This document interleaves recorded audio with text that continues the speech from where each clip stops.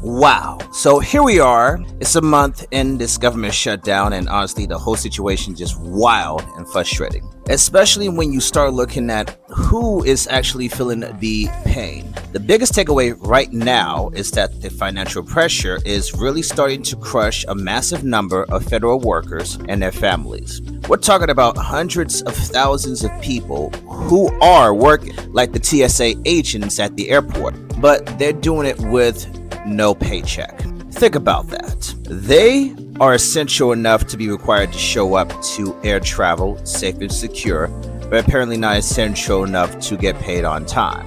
Now, they've missed a couple of paychecks now, and you're hearing stories about them relying on food banks or taking on second jobs like DoorDash just to cover rent and groceries.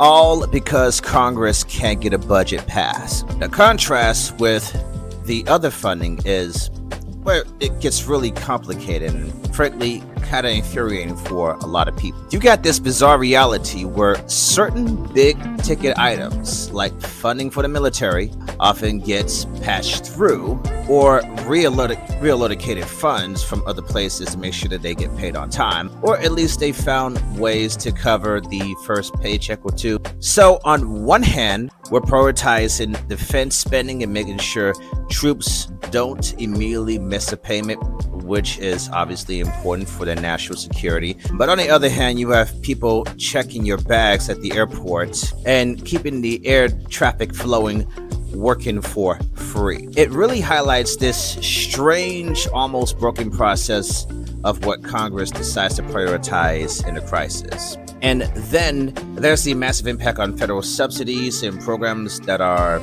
just shutting down or running out of steam. Now deep enough into this shutdown that the financial reserves for programs like Head Start, which provides free childcare and early education for low-income families, are drying up.